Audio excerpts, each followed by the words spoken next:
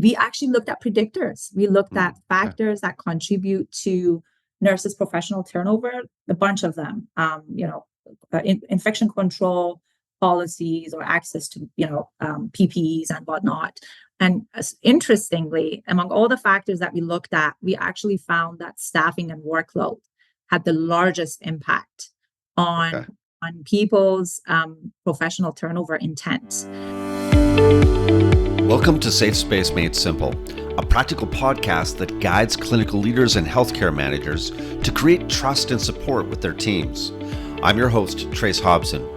Join me for weekly interviews, practical tools, and inspiring transformational stories of bringing people together in healthcare. Now, let's dive in. Hi, everyone. Welcome to another episode of Safe Space Made Simple. I'm incredibly excited to have Naz Havai on the show today. Naz is an assistant at the UBC School of Nursing and an avid researcher in the area of nursing, and has also done extensive research in long-term care with the Synergy tool. In today's episode, we go in depth in looking at what Naz is experiencing in the field of nursing as it relates to staffing shortages and psychological health and safety. I enjoyed today's conversation very much, and I know you will too. So without further ado, let's get right into the show. Naz, want to welcome you here to Safe Space Made Simple. Really, really excited to talk to you today. And first of all, it would be great to just understand, what you do, what the work is that you do, and how you got into it. Yeah, well, thank you so much for having me. I am an assistant professor at UBC School of Nursing, and the other hat that I wear is a health services researcher. Really, how I got interested in health system and health services research, I would say that I actually owe it to my mentor, my PhD mentor, Dr. Maura McPhee, who introduced me to the literature in this area.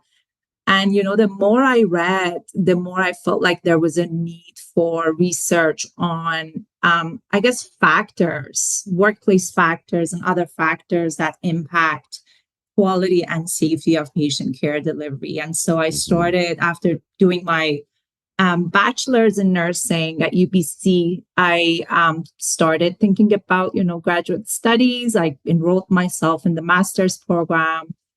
And then that was the place where I sort of fell in love with research. And so decided to, I definitely want to do a PhD. And so from there on, I decided to fast track.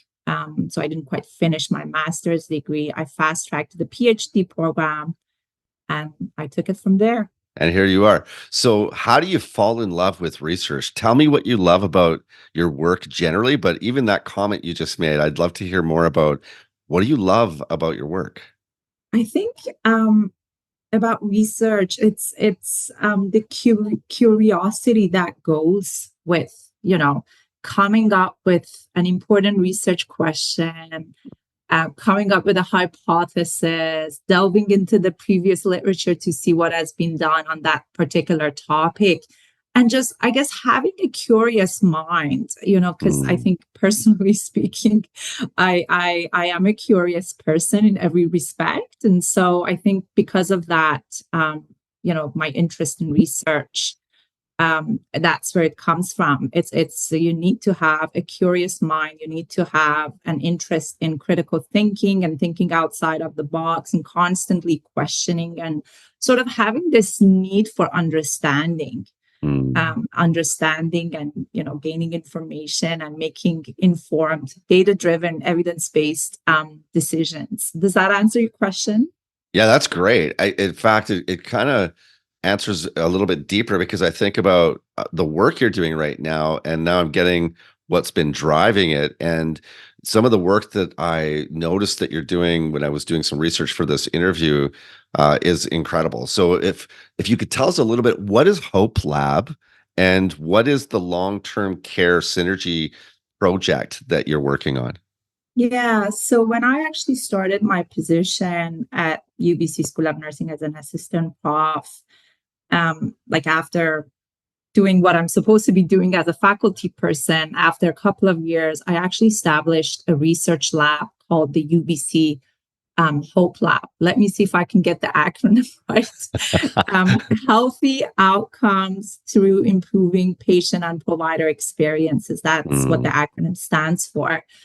So really in the Hope Lab, just in line with what I said earlier in terms of my interests, being, studying and addressing those factors that enable care providers, nursing providers in particular, to deliver quality and safe patient care, I established this lab with that exact purpose and vision and mission. And so, most of my research prior to the pandemic was within the acute care sector, hospital settings. But when the pandemic happened, with everything that went wrong in the long-term care sector, there was a need for us and our research team to pivot from acute care to this sector. And so I got very lucky, and I received multiple research grants, and was able to actually, start studying the sector, understanding the pandemic management strategies that were being implemented.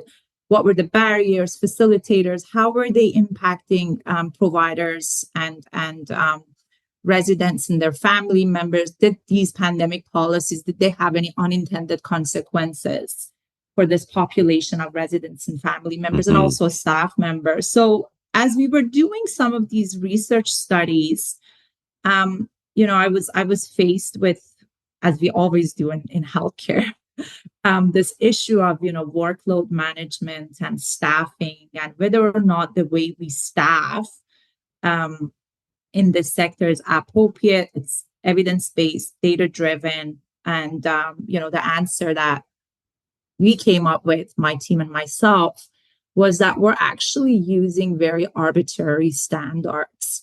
Nobody knows where the HPRD, hours per resident, the recommended HPRD, is coming from. I specifically looked into the literature, and I wasn't able to locate anything beside a study from the United States that's probably about a decade or 2 decades old.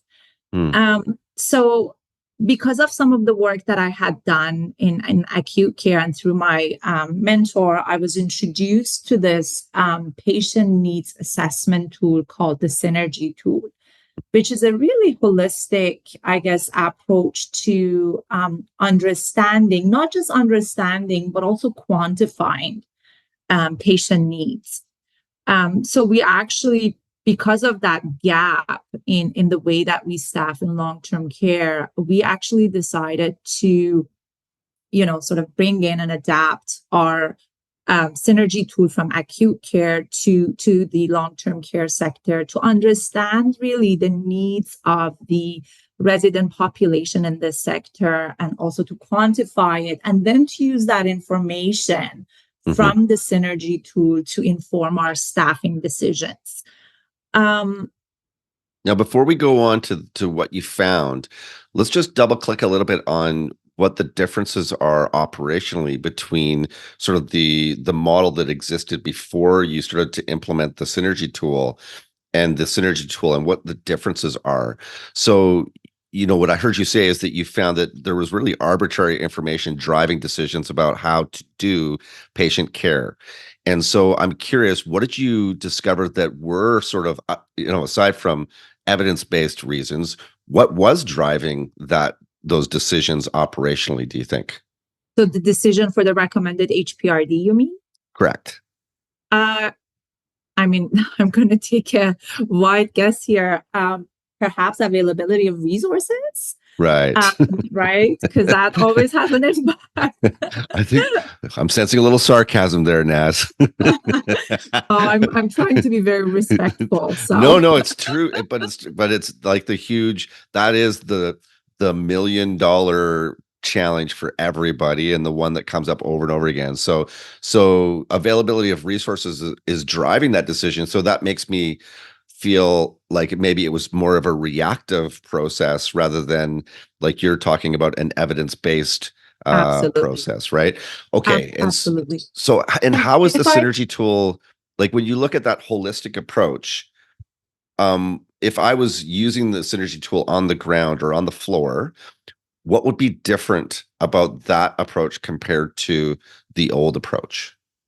I think the standard approach that we're using right now is not very systematic, and is not systematic, and it's not quantifiable, right? Because nurses go in, do their assessment, complete their documentation, and go through the entire care delivery process without having an understanding, at least in objective terms and in quantifiable terms, of their patient needs. So what the Synergy tool actually does is it looks at 8 patient characteristics.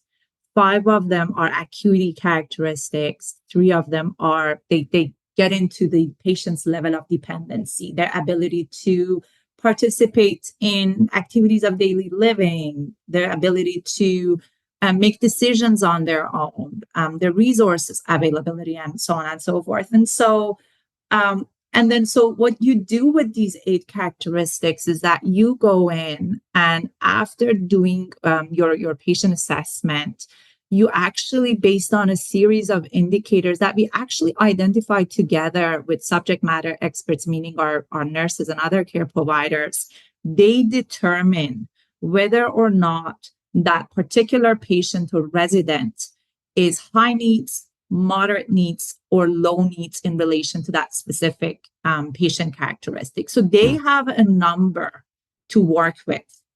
And so they can essentially use the number to maybe talk to their nursing leader or manager to say, hey, this is really, my workload is really increasing, it's rising, I need some help, or can you think of a way to reject the patient assignment, or get creative and you essentially use the information the patient needs scores from the Synergy tool to inform their decisions. And the staffing decisions could be in relation to patient assignment.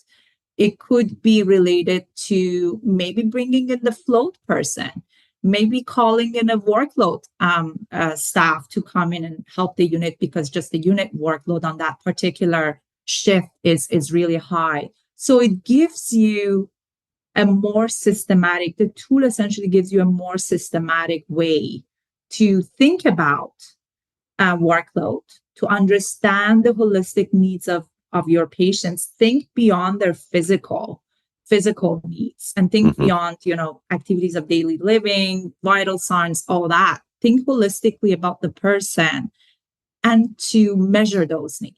So I think it just, I guess, gets at patient care delivery from various respects. Right.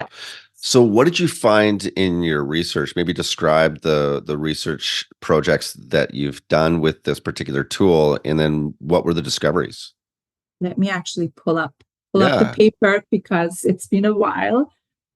So what we did was we actually got a research grant, first of all, from CIHR to do this work. So it's really important work when your research gets funded. That's a very good sign. It's addressing an important topic. So we actually the purpose of our research, I would say, was probably multiple fold. The first goal was to adapt the Synergy tool for the context of long-term care, because prior to that point, the tool, it was never used in this context. It was always used in acute care settings, ER, medical surgical areas, maternity, oncology settings. Actually, we had a project back in 2018 where we implemented the tool to understand oncology patients' needs here in BC. So we had to first adapt the tool for this context, this sector, and then to implement it to understand the resident needs, and then to evaluate the impact. Right. Does the use of the tool or the implementation of the tool, does it have any impact on our care delivery, on staff's ability to more effectively meet the needs of their residents and their patients? So describe which long-term care research studies did you do, and what were the discoveries that you made with using the synergy tool compared to the older models? Yeah. So, I have to say that first of all, we had to deviate a little bit from our research, the research proposal that we had submitted and was funded by CIHR because of resource constraints. And, we were still during the pandemic and, the stressful context of staffing inadequacies, work overload, all that. We had to adjust something. So originally, we wanted to implement the tool in three long-term care organizations, meaning all of the units within the three care homes would essentially participate. But because of the pandemic and some of these shortcomings that I mentioned, one of our partner care homes actually withdrew from this study, so they did not have the means or the resources. But the two other that stayed with the research, they wanted us to go with the implementation in only two of their units. They purposefully selected two units that were different enough from one another, so that we could actually see if our tool would capture those differences in acuity needs and dependency needs. Right. So in total, we had 4 long-term care units that participated, 2 from one care home and another 2 from a different care home. And so in terms of our findings, I would say we did see a positive impact. We implemented the tool for 6 months. So the care team within those units or the care homes, they implemented the synergy tool. They scored the residents that participated in the study in those units for a total of 6 months on a weekly basis. Mm-hmm. So we had data for 24 weeks.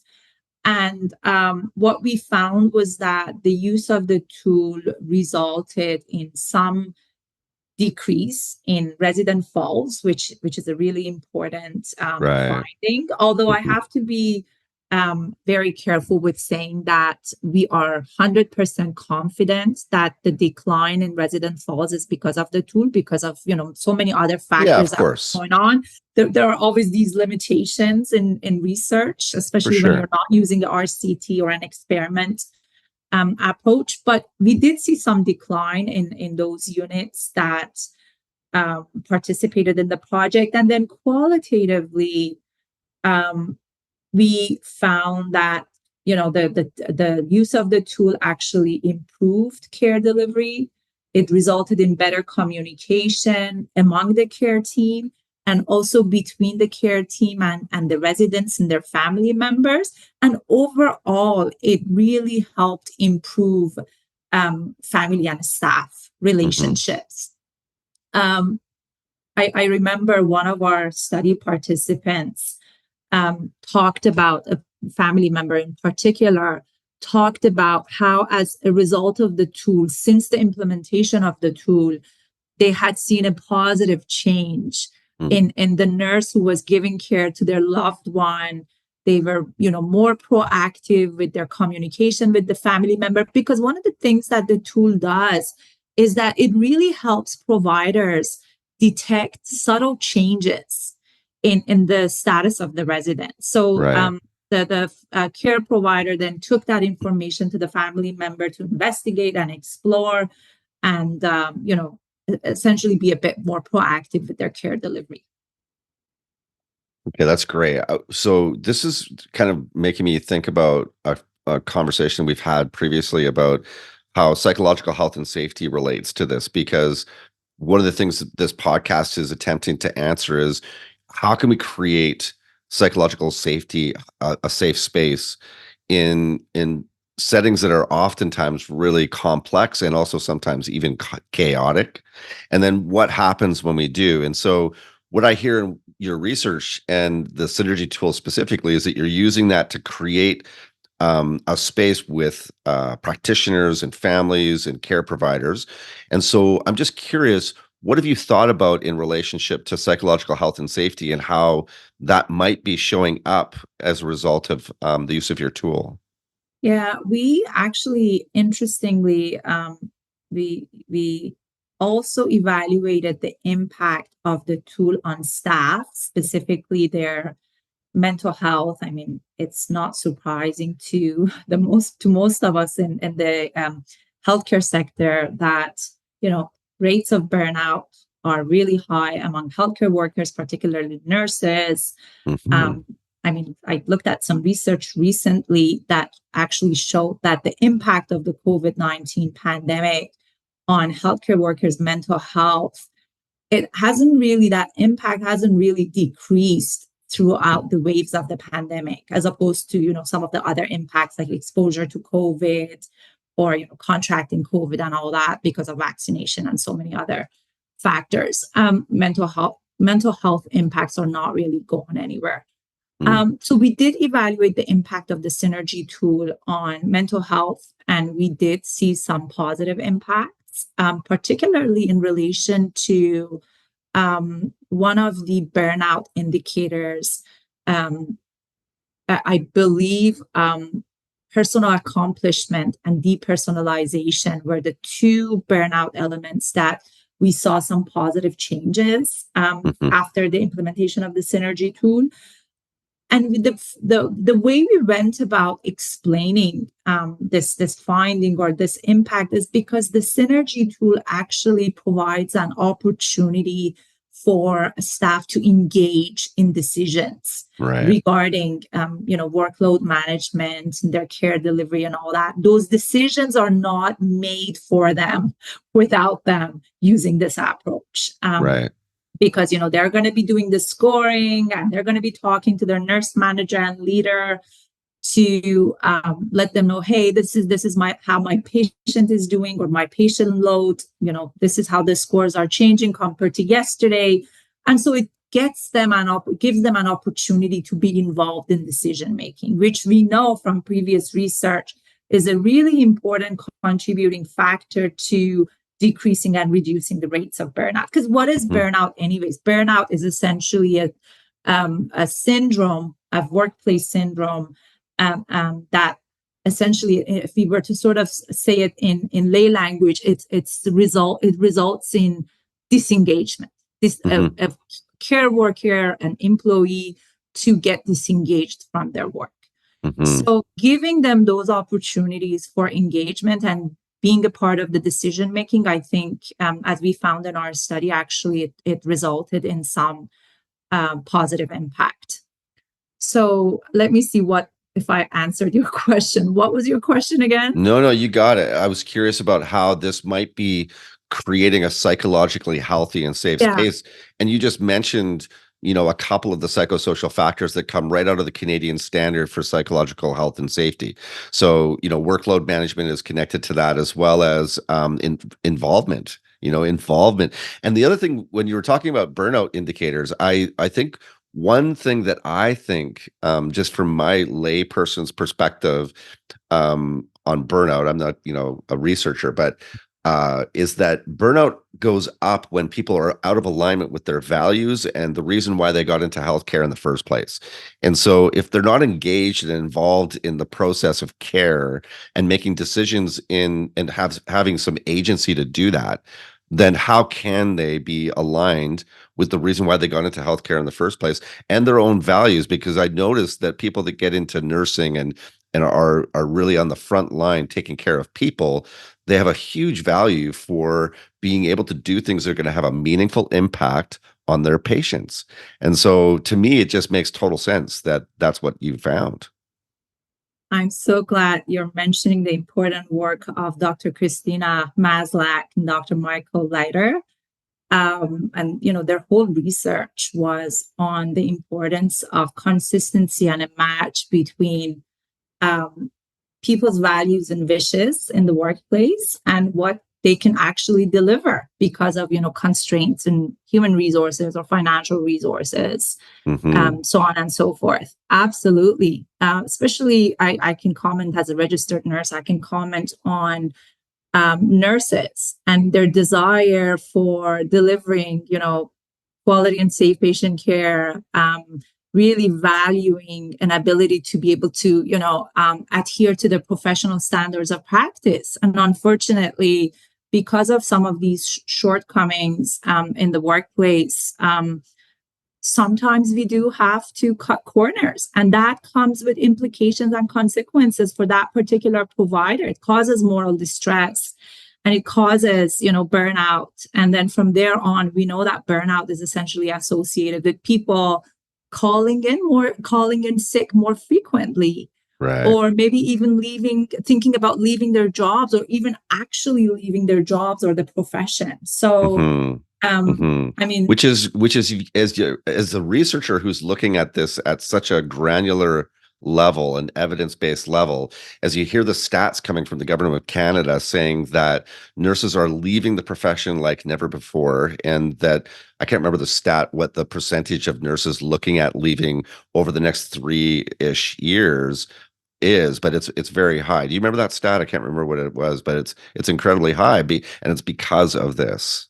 I cannot remember that stat, but we actually recently published a paper on professional turnover of nurses. And I wish I could actually pull up the paper and give you the statistics that we found, because I think it was, if I'm not mistaken, if my memory is not failing me, I think it might have been maybe 25%, 20 to 25% of nurses are thinking about leaving the profession within the next year or 2 years. I mean, and do you sense I mean, I'm making a bit of a leap in terms of what the cause of that is. I'm sure there are other factors too, but the ones that you've mentioned have got to be, in that root cluster. So actually, in our turnover paper, professional turnover paper, and I mean, if people want to look at it, the paper is actually published.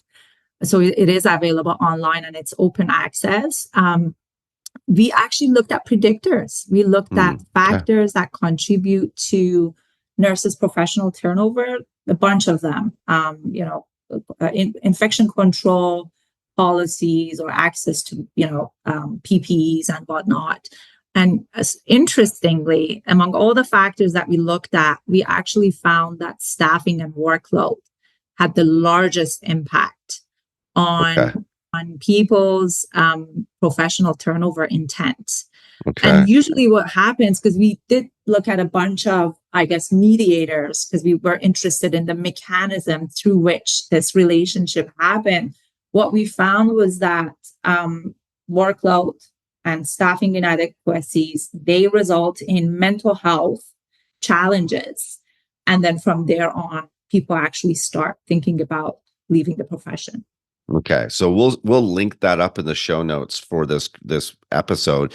So back to the synergy tool. So of course now the synergy tool is being rolled out everywhere in Canada. It's being implemented in all long-term care homes. It's being used because it's such a great way to, so that's what's happening now, right? It's not. The synergy tool is, I wish we were there, but we're not. See, now that's sarcasm, Naz. That was some sarcasm. Yeah, but you just said it with such a straight face that it was hard to know. So why aren't people, if this is what did you find about the cost of implementation and the cost of delivering through the synergy tool or evaluating through the synergy tool compared to old models? And if it's not a cost prohibitive thing, then why isn't it being more widely used? That's it. That's a very good question, because in our study, the one in long-term care, we actually did an economic evaluation of the tool, and we actually found that the use of the tool actually resulted in some cost saving for the care homes. This was something that was never looked at before.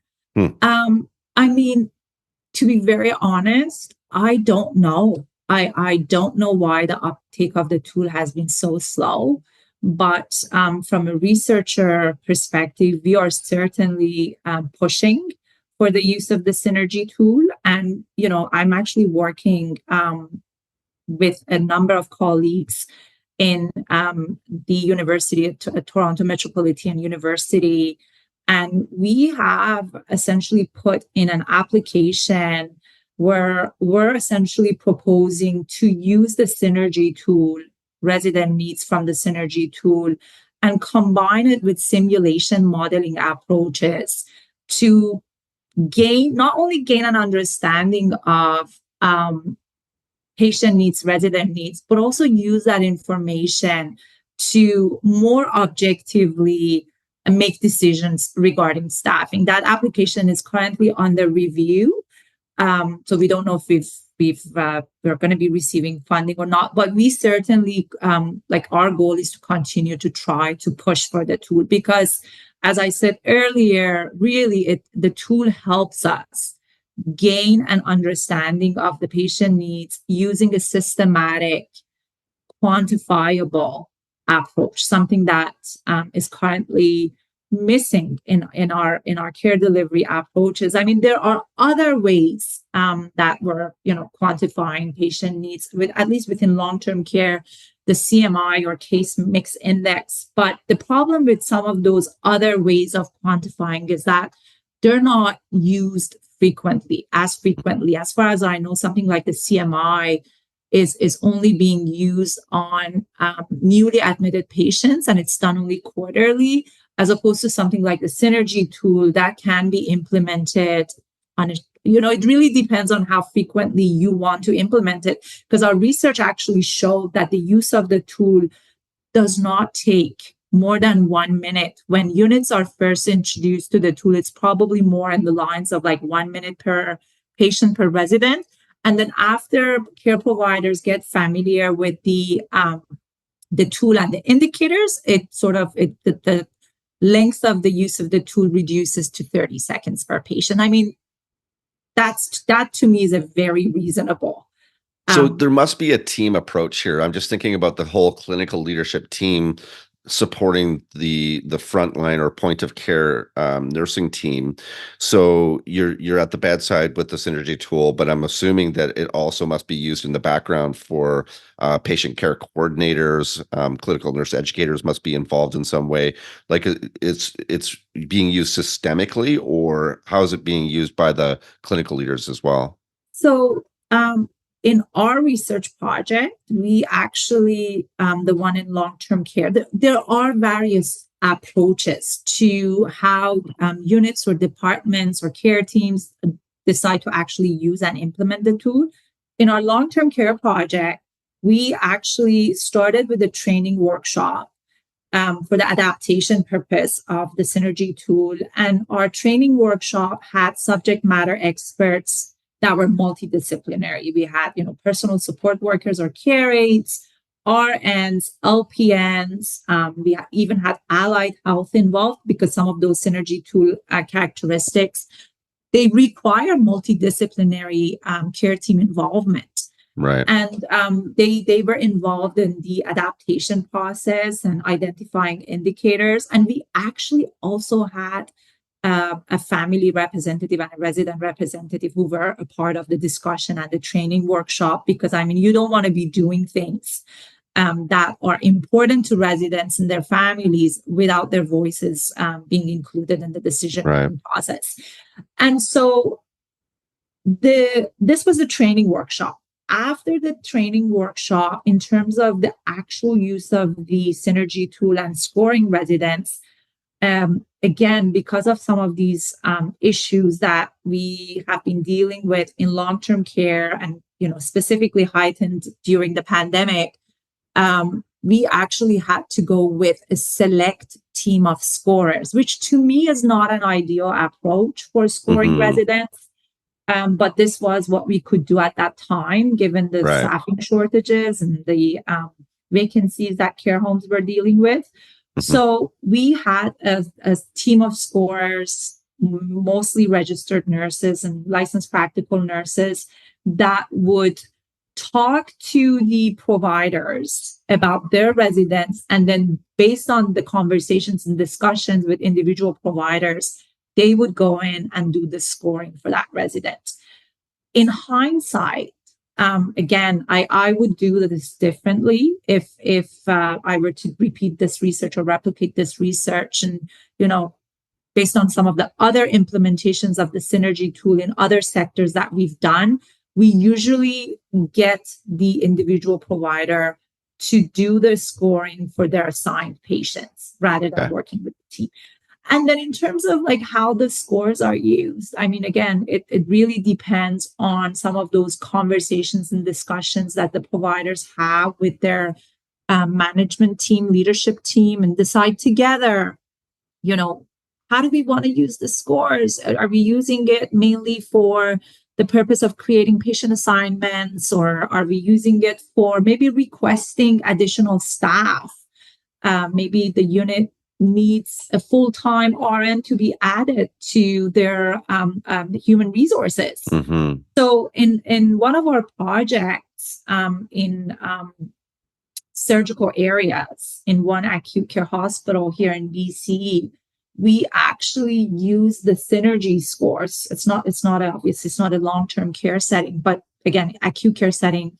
We actually use the synergy scores obtained from their surgical units to come up with staffing recommendations and skill mix recommendations. I'm again happy to share that paper if people are interested. But the synergy tools essentially suggested for some of the units, you need an extra RN for the day shift, or maybe 2 RNs for the night shift, and maybe an LPN for this other unit. Right. So after the synergy scores are collected, we typically bring those subject matter experts together again and use the patient profiles, the synergy scores, to come up with staffing recommendations. What is the staffing level and the type of skill mix required to more appropriately and effectively meet your patient needs, given this understanding based on the synergy scores? So then you're right sizing your team. It also makes me a bit curious about whether or not you noticed any effect on discharge planning too on the patient side. Was there any sort of throughput that helped discharge planning to accelerate, or to have people leave hospital in a more accelerated way at an appropriate time, differently than the old system too? That's a very good question. That's actually something that we haven't done yet. And it's certainly in our long list of to-dos with respect to the synergy tool. We haven't done that. But I think the reason we haven't been able to do that yet is because most of the time, the implementation of the synergy tool has not been long enough to be able to essentially capture that impact. I mean, within long-term care, completely a different environment, different context. But within acute care, we do need to implement the tool for a longer duration of time, like 6 months or 1 year, to be able to essentially capture that impact. So in British Columbia, seeing as that's where you've done your research for the most part here, I'm curious whether in either acute or long-term care, did the synergy tool get picked up as an adopted way to move forward, or did it fall by the wayside? It hasn't always fallen by the wayside. I mean, with the surgical services research that I mentioned earlier, we actually have been contacted to sort of pick up the project and reintroduce the synergy tool. I actually did have a conversation yesterday with someone in our long-term care partners from the long-term care study, and they also want to sort of pick up the implementation. So what's driving that? Why do they want to pick it up again? I think it likely is because of some of the positive impacts that they may have noticed as a result of the implementation of the tool, right? I mean, if the tool gives you an opportunity to be more objective, more purposeful with your care delivery, with your workload management, I mean, you're essentially enabling your staff as a leader, as a manager. You're giving them a tool to be able to make more informed decisions along their care delivery process. One of the other really good things about the synergy tool beyond workload management and understanding patient needs is I think it's a very good way of educating your new hires, your newly graduated nurses. because it essentially highlights to them those indicators that they should be concerned about. If your patient has these indicators, these characteristics, this is important. You need to elevate the level of care. You need to go to your senior staff person, get consultation, maybe involve a multidisciplinary care team, call the physician, so on and so forth. So one of our findings actually from the long-term care study was the potential impact of the tool on like educating new care providers, new grads. That must also provide some relief for those that are senior as well, because even though they still, one of the things I get from new grads hitting the floor and coming out of nursing programs, when I talk to them, is that it can be really difficult to ask questions, just to have a psychologically safe space where they feel like it's okay to engage and to ask questions. What you're describing gives them some framework, maybe a little bit more sort of things to grab onto to feel a little more confident, and also to maybe facilitate more relationship and conversations between them and obviously the patient or the patient's families, but also their colleagues who may not always feel like they've got a lot of time to devote to them. Absolutely. And if you actually look at our paper, we include a copy of the tool, the Synergy tool that we developed for long-term care as part of our supplementary material. And what's really interesting is that it's a one-pager document, and it has all of those important indicators that would suggest to someone, that your patient is not well, that you need to elevate your care, you need to take this up, talk to someone more experienced, and maybe change the care plan. So it's a really good educational tool. And yes, absolutely, it creates that environment for new grads, for new hires to know it's okay. It's okay to take this to someone, go to someone more experienced and say, this is what I'm seeing. This is what the tool shows. My patient is having these indicators that are essentially suggestive of, high needs. What do I do? Where do it I gives go you a bit from of a here? buffer. You have a little bit of, it's not about you, it's about this. Exactly. So Exactly. you can have that conversation. And it's a one pager. It's very practical. It's not like a book or a manual that's long and not very accessible. It's a one pager, and it's a document that is very accessible, because at the end of the day, it was developed by, or it is developed by subject matter experts that are from within that unit and really know the patient population. That's amazing. That's so. How long does it take to implement this program in, say, one unit in a long-term care facility? What could a manager or a leader expect to take in terms of time to use this new approach? Yeah, so as I said before, the actual scoring is very quick to do. It takes somewhere between 30 seconds to 1 minute.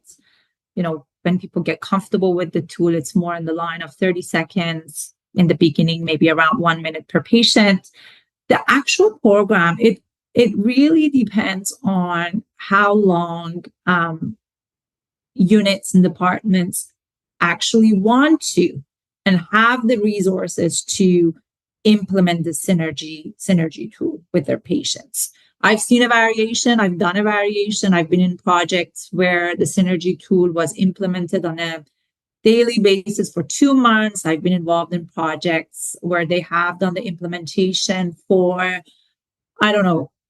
6 months on a weekly basis. My overall recommendation would be that the longer and the more frequent that the synergy tool is used, the more robust and trustworthy the data.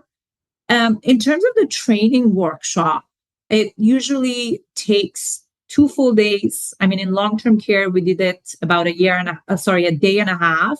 And the reason being is that we actually had an opportunity for a pilot before the start of the research project. So we had the backbone of a tool before the actual CIHR project got started. So we were able to sort of shorten the time frame of the training workshop to a day and a half. But typically around 2 days is what we recommend.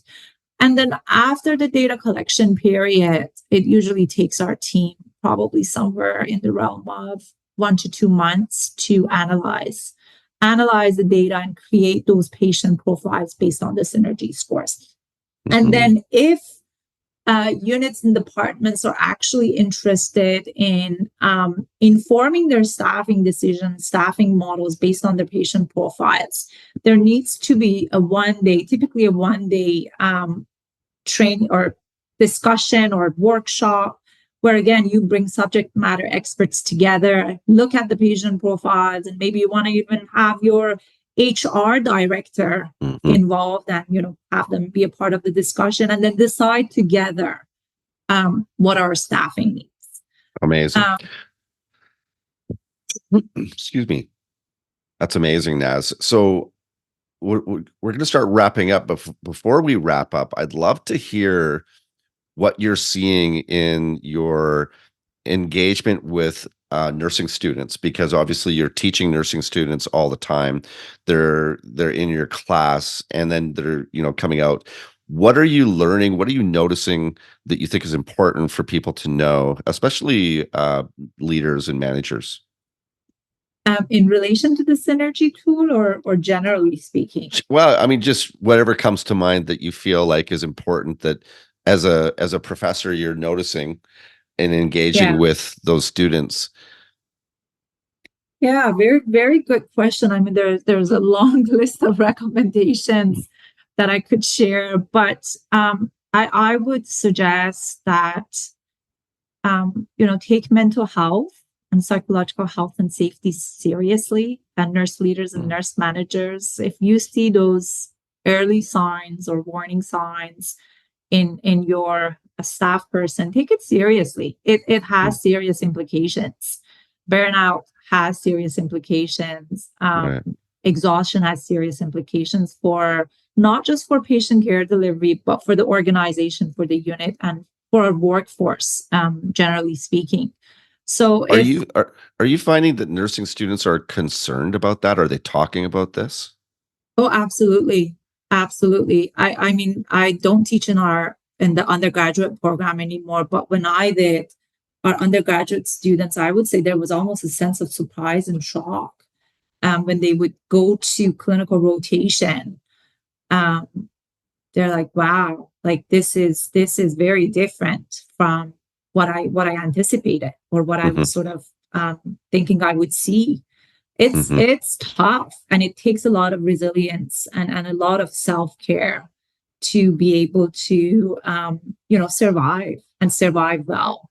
So what about the master's students? What are they talking about? Master's students, I would say they're mostly issues that are of concern to them. Not very different from undergraduate students, although that sense of shock is not there anymore because they've done it for a few years by the time they get to me. But again, concerns about staffing, concerns about workload. But what I find with master's students, because I'm privileged because I actually teach a leadership course, is learning from them what a big difference their relationship with the leader, with their manager, with their supervisor, actually, what a big difference that makes on their ability to be able to survive well in a complex environment. So my recommendation for my second recommendation for nurse leaders and managers out there would be invest in your relationship with your staff. It's going to pay off. This is so important what you're sharing now. You're kind of singing from my song sheet a little bit, because one of the things that I notice in my work is that there's a clear disparity between managers and leaders who create that relational equity as a foundation for their operation, compared to managers and leaders who are just trying to get tasks done. And it's so, and in fairness to those that are really driven by that sort of task management perspective, oftentimes those managers and leaders are dealing with their own anxiety or their own sort of angst about getting things done.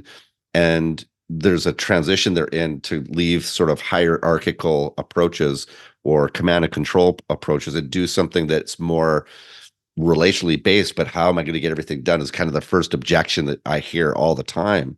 But I was just thinking about an interpersonal or interprofessional paper I read, Transforming Team Culture, a case study in critical care, and I'll post that in the show notes too. But it talks about doctors and nurses and coming together to do care, and how relationship was the foundation of the operational efficiencies. And what actually happened was that people got to know each other in a different way. They felt psychologically safe, and they talked about what they really needed and wanted.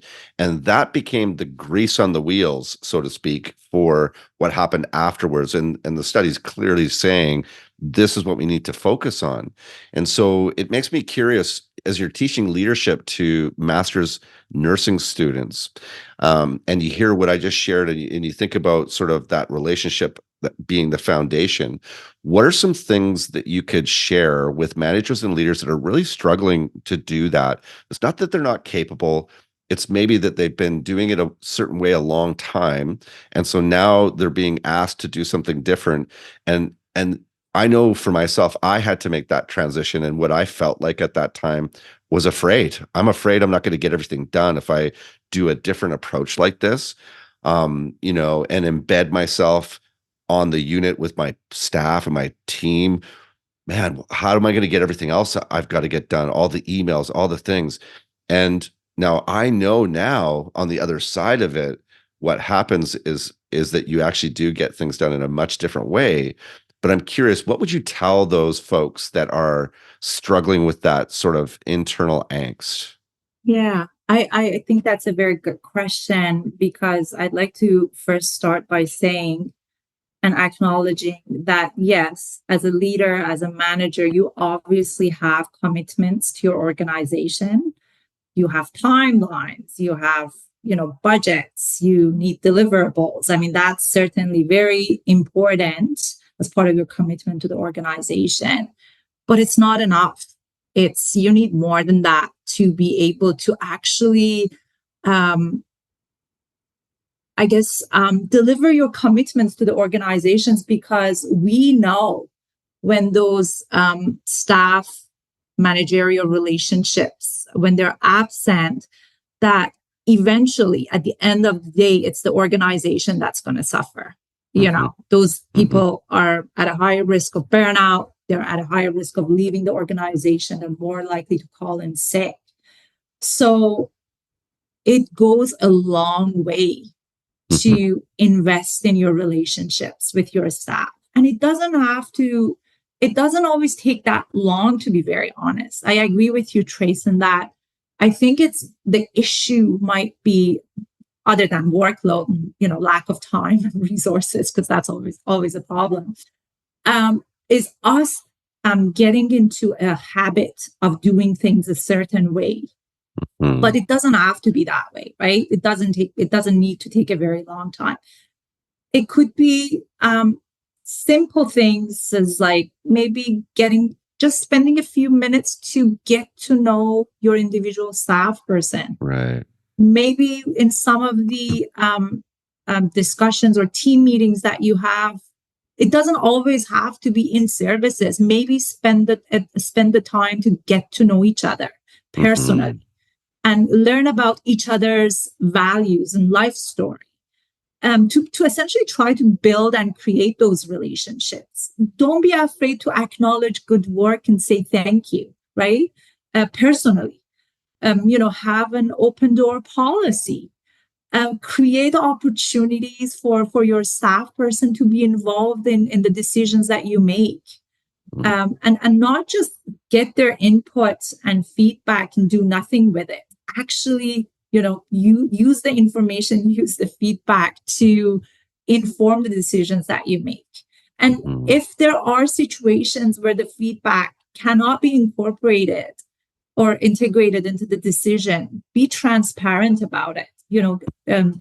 Keep your staff, keep your employees in the loop regarding the decisions that you make, the rationale behind them, and essentially all of this with an eye to make the staff person feel like they're involved, that they're Right. important to you, that they're Right. making a big difference.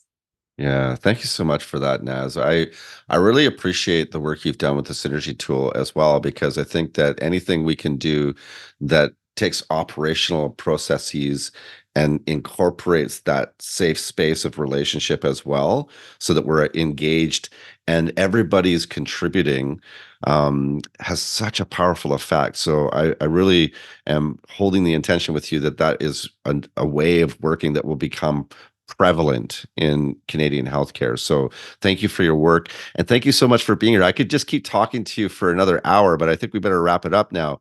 So how can people get in touch with you? My contact information is available online. If you Okay. search for my name, UBC School of Nursing, it usually shows up. And I'm happy to hear from anybody who might be interested in Synergy tool or any other work that I've done around quality, safety, or health system research. So Awesome. Thank you. Thank you again for being here, Naz. It was great to talk to you. excellent. Thank you so much for having me. Thank you so much for listening to the show. And if you have any comments or questions, please reach out to me on LinkedIn. I look forward to seeing you next time, either online or in one of our programs. And until then, remember to be a safe space. Thank you again for getting to the end of this podcast. And if you enjoyed this and you found that there was value in it for you, my invitation is for you to subscribe for future episodes that come out weekly on Tuesdays. Thank you again, and I'm looking forward to being with you next time. Now remember to be a safe space.